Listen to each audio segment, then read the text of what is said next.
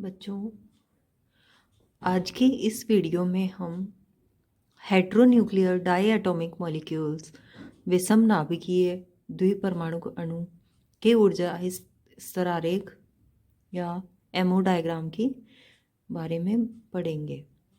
इससे पहले हमने होमोन्यूक्लियर डाईएटॉमिक मॉलिक्यूल्स के एमओ डायग्राम्स के बारे में देखा था, इसके बारे में ड्रॉ करना सीखा था।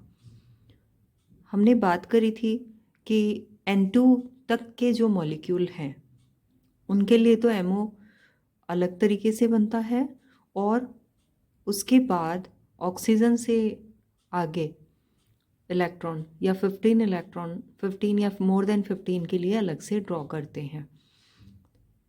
होमोन्यूक्लियर डाईएटॉमिक मॉलिक्यूल्स, होमो से मतलब है कि समान अणु,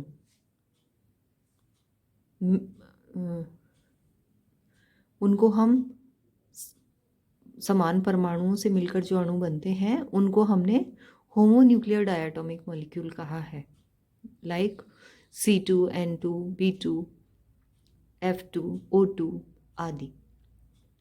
आज हम इस वीडियो में हेट्रोन्यूक्लियर मॉलिक्यूल पढ़ेंगे। हेट्रो से मतलब जैसा कि आपको पता लग रहा है विषम नाभिकीय द्विपरमाणु अणु, तो उन अणुओं को जो अलग अलग परमाणुओं से मिलकर बने होते हैं उनको हम विषम नाभिकीय द्विपरमाणु अणु कहते हैं। जैसे CO और NO। CO और NO आपके सिलेबस में दिए हुए हैं और इन्हीं के ऊर्जा स्तर आरेख या MO हम बनाना सीखेंगे। MO डायग्राम बनाना हम इस वीडियो में सीखेंगे CO के लिए। इसमें परमाणुओं के नाभिकीय आवेश अलग अलग होने के कारण उनके संयोजकता इलेक्ट्रॉनों के प्रति आकर्षण अलग अलग होता है, जिससे इलेक्ट्रॉनों की ऊर्जा भिन्न भिन्न होती है।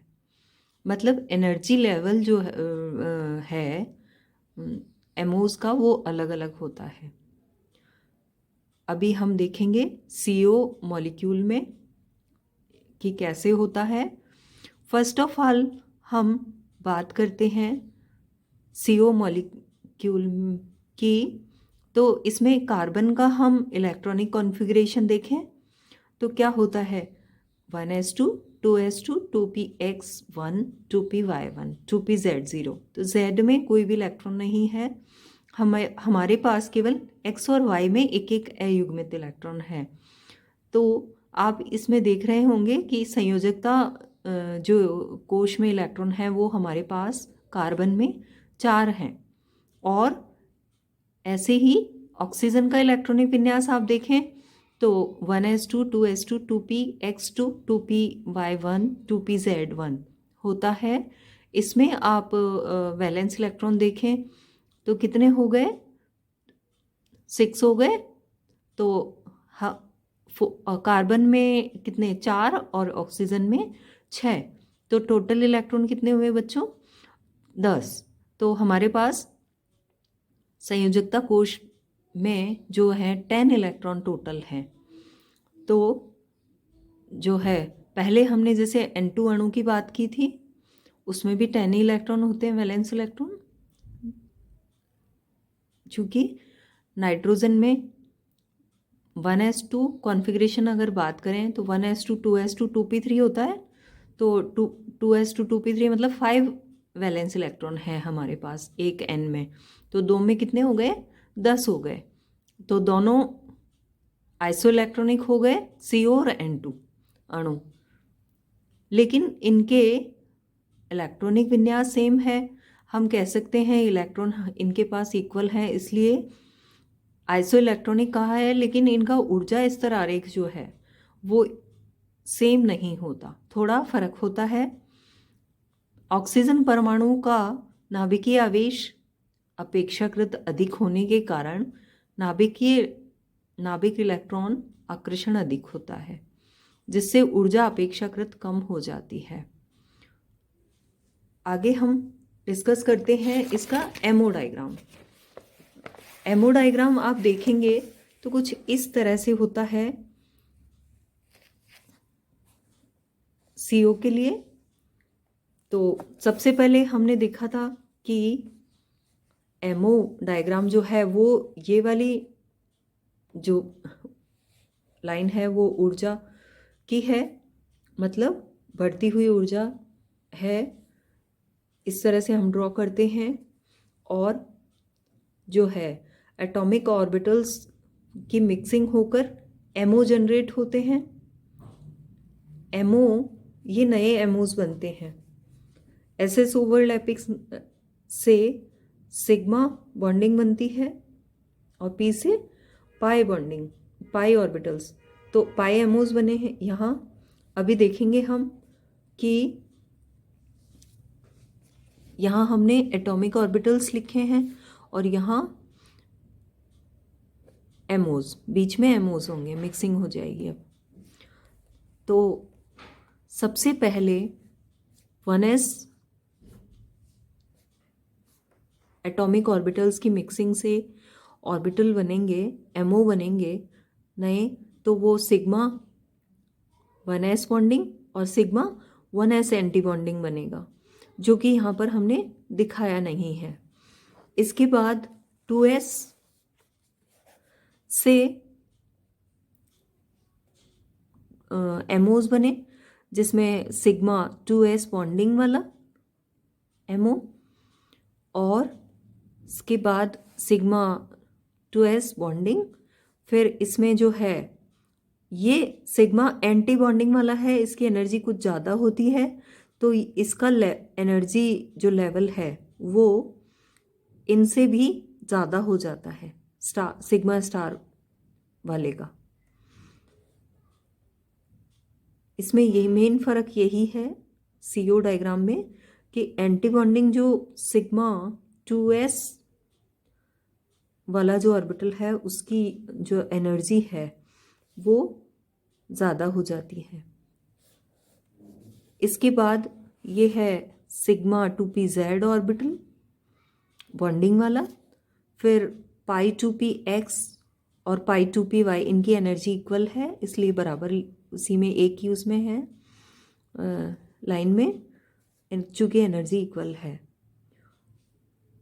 इसके बाद ये हो ही गया सिग्मा स्टार एंटी बॉन्डिंग वाला orbital 2s, sigma star 2s orbital. इसके बाद देन एंटी बॉन्डिंग वाले हो गए ये orbitals, pi star 2px, pi star 2py और ये सिग्मा स्टार 2pz। तो फ़र्क इतना सा है कि इस तरफ जो है हम कार्बन के लिए बना रहे हैं, ये एटॉमिक ऑर्बिटल है जो कार्बन के लिए हैं, और ये वाले जो हैं वो ऑक्सीजन के लिए हैं। तो इसमें थोड़ा सा ये नीचे बनते हैं, इक्वल एनर्जी लेवल नहीं है इसका, देख रहे हैं आप यहाँ पर 2s का थोड़ा सा नीचे है ऑक्सीजन में। वो चूँकि नाभिकीय आवेश ज़्यादा होने के कारण इसमें अट्रैक्शन ज़्यादा होता है, इसलिए फलस्वरूप ऊर्जा भी इसकी कम हो जाती है। तो थोड़ा सा नीचे इसको लिखेंगे, बनाएंगे हम ड्रॉ करते वक्त।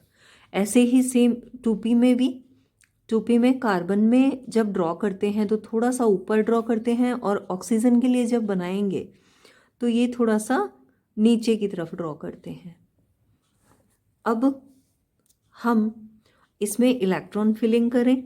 इलेक्ट्रॉन फिलिंग करने के लिए 2-2 इलेक्ट्रॉन करते जाएंगे, क्योंकि अब वो बढ़ते रूल से हमें इसको भरना है।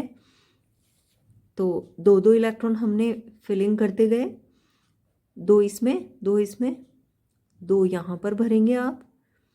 पहले हुंड रूल भी फॉलो होगा यहाँ पर, क्योंकि दोनों एक साथ पेयरिंग नहीं कर सकते एक उसमें। पहले हम सिंगल सिंगल भरेंगे, देन पेयरिंग करेंगे। फिर हमारे पास टोटल कितने 10 इलेक्ट्रॉन हैं CO में, तो 2, 4, 6, 8 और ये 10 इलेक्ट्रॉन्स हो गए। ठीक है, तो इसके बाद हम इसका, अब आप ये देखिए कि हमारे पास बॉन्डिंग इलेक्ट्रॉन कितने हैं। तो बॉन्डिंग इलेक्ट्रॉन हम काउंट करेंगे, 2, 4, ये 6 और ये 8 इलेक्ट्रॉन है हमारे पास बॉन्डिंग ऑर्बिटल्स में। तो और एंटी बॉन्डिंग में हमारे पास केवल 2 इलेक्ट्रॉन हैं। तो जब हम इसका बॉन्ड ऑर्डर कैलकुलेट करेंगे, तो आपको पता है बॉन्ड ऑर्डर कैसे किया था हमने। बॉन्ड ऑर्डर कैलकुलेट करने के लिए या बंध क्रम कैलकुलेट करने के लिए हम क्या करेंगे कि bonding electron minus anti bonding electron करते हैं, अपॉन 2 करते हैं। तो मैंने काउंट कर दिए, यहाँ पर बॉन्डिंग इलेक्ट्रॉन 8 हैं और एंटी बॉन्डिंग में इलेक्ट्रॉन्स हमारे पास 2 हैं। तो 8 - 2 अपॉन 2, तो हमारे पास बंध क्रम जो आया वो CO के लिए वो 3 आया। बंध क्रम CO का 3 है। मतलब ये कि जो CO है उसमें 2 ट्रिपल बॉन्ड हैं और 1 सिग्मा बंध है। अब हम इसकी जो है चुंबकीय प्रवृत्ति के बारे में बात करते हैं, मैग्नेटिक बिहेवियर। तो मैग्नेटिक बिहेवियर हम बात करेंगे इसमें, चूंकि एक भी अनपेयर्ड इलेक्ट्रॉन नहीं है अणु में, तो इसका जो ये क्या होता है, प्रतिचुंबकीय होता है। और जब इलेक्ट्रॉन निकलते हैं तो वो यहाँ एंटी बॉन्डिंग वाले इलेक्ट्रॉन्स निकलेंगे सबसे पहले। इसके बाद हम इसके इलेक्ट्रॉनिक कॉन्फ़िगरेशन की बात करते हैं। इलेक्ट्रॉनिक कॉन्फ़िगरेशन CO के लिए अगर हम लिखें तो क्या होता है, ये देखिए CO के लिए ये होता है कि के हम इसको ब्रीफ में लिख देते हैं, हर बार जैसा लिखते आ रहे हैं। इसके बाद जितने इलेक्ट्रॉन जिस मॉलिक्यूलर ऑर्बिटल में हैं उतने हम लिख देते हैं। सिग्मा 2s स्क्वायर 2 इलेक्ट्रॉन इसमें हैं। फिर इसके बाद सिग्मा 2pz में 2 इलेक्ट्रॉन हैं। देन पाई 2px में 2 इलेक्ट्रॉन हैं। पाई 2py में 2 इलेक्ट्रॉन हैं। इसके बाद लास्ट में सिग्मा स्टार 2s में 2 इलेक्ट्रॉन हैं। तो इस तरह से हम इसका इलेक्ट्रॉनिक विन्यास लिखते हैं। तो हम ये कह सकते हैं कि जो होमो न्यूक्लियर मॉलिक्यूल्स हैं उनमें जो रूल्स लगाते हैं वो हम हेट्रो न्यूक्लियर मॉलिक्यूल्स में नहीं लगा सकते, क्योंकि सेम तरीके से नहीं बनेगा। तो हमने जो है आज CO मॉलिक्यूल के बारे में पढ़ा, उसका ऊर्जा स्तर आरेख बनाया, और इसके लिए मैंने बंध क्रम आपको निकालना सिखाया है। अब आपको यही करना है कि पिछले सारे वीडियो देखते हुए और इनके बंध क्रम आपको 1 बाय 1 प्रैक्टिस करनी है। Thank you.